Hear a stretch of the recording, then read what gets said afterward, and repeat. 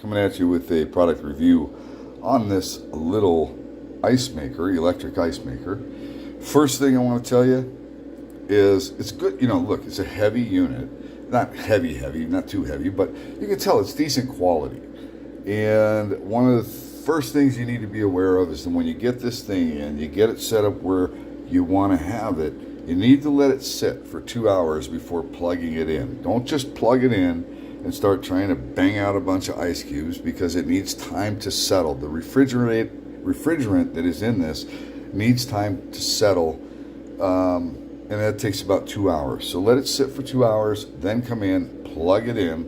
When you plug it in, before you turn the power on, go inside. There's a piece of tape here, and there's a piece of tape here on each side, right? Each side, holding that little basket in. Okay, then it's clear tape, so you can't really see it, but this little scooper here, which you're going to see in a minute, it's going to go down after the ice cubes fall, but that little scooper also is taped down, so you want to make sure you pull the tape off, or it's going to be trying to move, and it's not going to be able to move anywhere because it's taped. There we go. There it is. This is exciting, folks. I actually sat and watched this for quite a while because I have nothing better to do. But you can see the ice cubes there, and then the scooper comes back and pushes them over the edge. Boom, done. Now what happens is when you get you get some cubes up here, because it's going to keep putting these ice cubes in. As soon as it gets any resistance at all, as soon as that little scooper gets any resistance at all, it automatically stops creating ice cubes.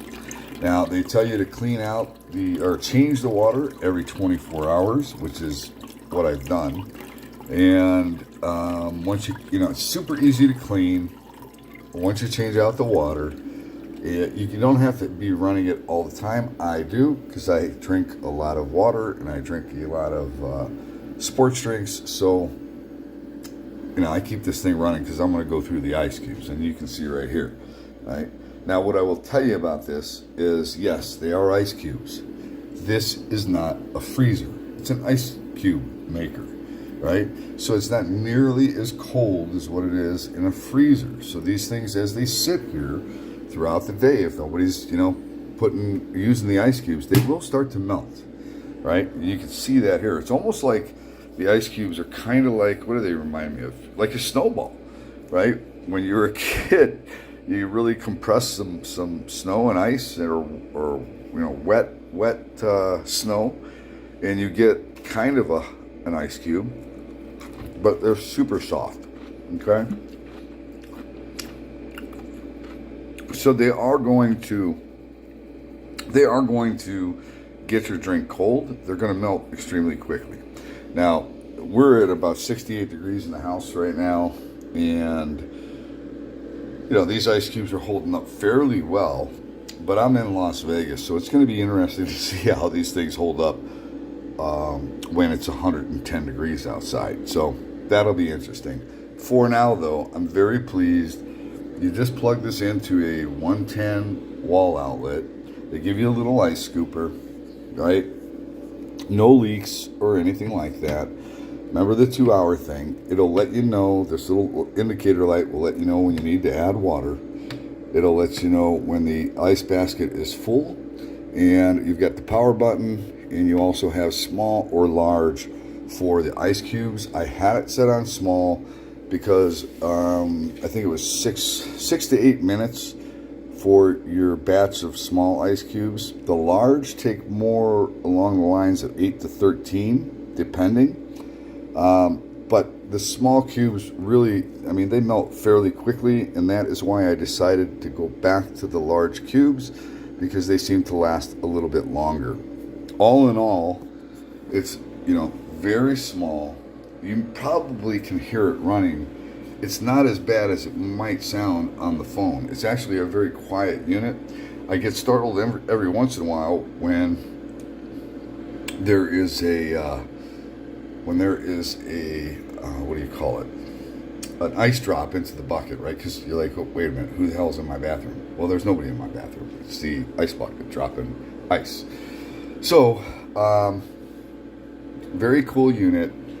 I want to make sure I point something else out to you here. Now, whatever it is that they're using as a refrigerant is potentially a fire risk. Explosion, flammable refrigerate, do not use mechanical devices to defrost. In other words, don't be breaking out a heating gun or a torch to try and defrost this thing. If it gets caked with ice, unplug it, take it outside, put it in the sun, and let it dry naturally. Be very, very careful with this. I mean, when you see a warning like this, they're going out of their way to make sure that you understand that what is inside is flammable and can blow up or catch fire. So you need to be cautious or cognizant of that. Do not use mechanical devices to defrost ice maker. Do not puncture refrigerant tubing. Well, that goes for any refrigerant, right? I mean, you don't want to go around puncturing the tubing. So let's see. You can pull the basket out. Like I said, there's a piece of tape on this side, a piece of tape on this side that hold the basket in. Pull those off right as soon as you plug it in, and then make sure you also pull the tape off of that little scooper. Now, when you get to, when you've got ice cubes that get up to here,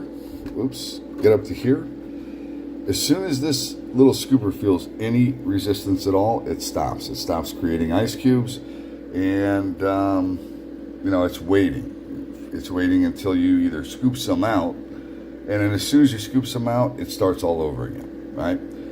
I think it's a very practical device. I'm glad I have it. I'm going to be interested to see how these ice cubes last in 110 to 115 degree weather. But for right now, working just fine. Like I said, very quiet. It seems to be good quality, and I'm very pleased.